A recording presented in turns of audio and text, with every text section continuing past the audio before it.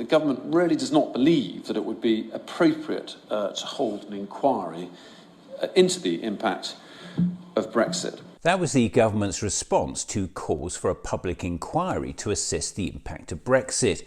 So let's take a look at what the government is so keen to keep hidden from the public. I have a particular responsibility when it comes to taking back control. It is to end the free movement of people once and for all.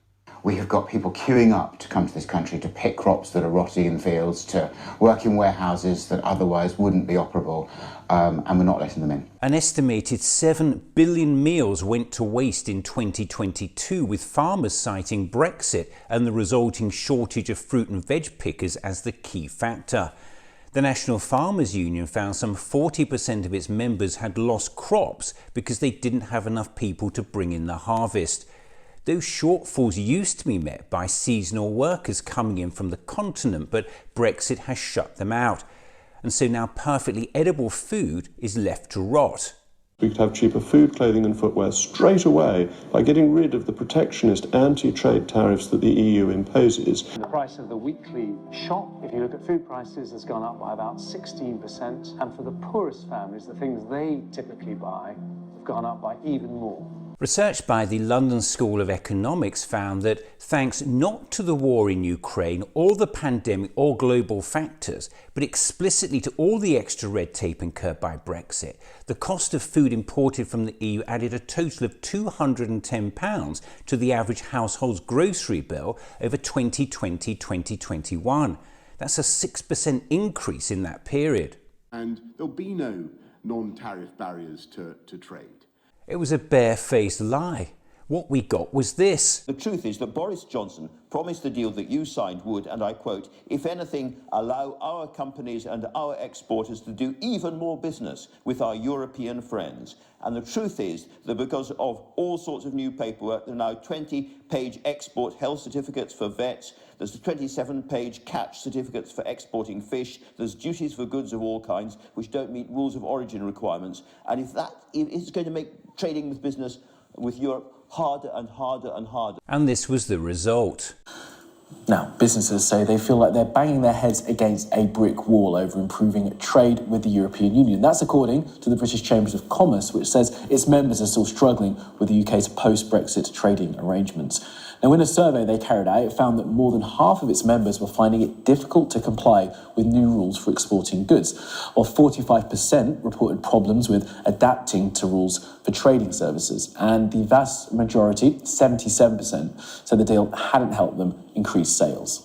The damage inflicted on the UK economy by Brexit has been catastrophic. The Centre for Economic Reform claims the government has lost out on £40 billion in taxes because of the damage done to the country's output by leaving the European Union. And there's no sign the situation is going to get better. Now, the UK is expected to be the only economy in the developed world to shrink this year, faring worse than even sanction-hit Russia. In fact, the OBR report the government is relying on says Brexit will result in the UK's trade intensity being a staggering 15% lower in the long run than if the UK had remained in the EU. The UK economy as a whole has been permanently damaged by Brexit. It's reduced the economy's potential output significantly, eroded business investment. I mean, look, if we hadn't had Brexit, we probably wouldn't be talking about an austerity budget this week. The need for tax rises, spending cuts wouldn't be there if Brexit hadn't reduced the economy's potential output so much. Meanwhile, the Chancellor continues to stick his head in the sand and pretends none of this is happening. I mean, do you deny that Brexit has meant the economy has grown less slowly than it otherwise might have been? Well, what I don't accept is the premise that Brexit will make us poorer. There were figures published just before Christmas, which you probably saw. Brexit has cost the government £40 billion a year in lost tax revenue. What, as a very leading businessman, what has the impact of Brexit been on business generally in the UK? It's been catastrophic. And then we have those promised trade deals. We lose 4% of our GDP by Brexit. We gain 0.08% by the government's own estimate through this trade deal with Australia. That's not surprising given this statement from former Environment Secretary George Eustice addressing the House of Commons in November last year. I was in the Cabinet in 2021 and I was in this Cabinet subcommittee that argued over the Australian trade deal. For yes, there were deep arguments and differences over how we should approach this. But since I now enjoy the freedom of the backbenches, I no longer have to put such a positive gloss on what was agreed. The first step is to recognise that the Australia trade deal is not actually a very good deal for the UK. The truth of the matter is that the UK gave away far too much for far too little in return. And then there was that trade deal with New Zealand. British farmers have reacted with shock to the terms of a new free trade deal with New Zealand. The deal will see Kiwi meat imported without tariffs, and farmers in the UK say they get nothing in return. And more recently, this.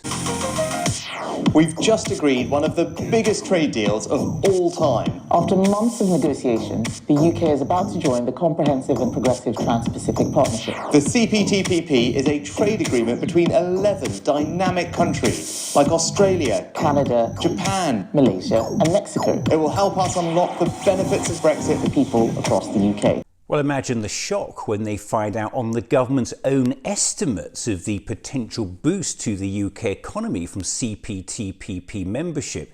Britain's GDP will see an increase of just £1.8 billion over the next decade. Just £1.8 billion over a decade.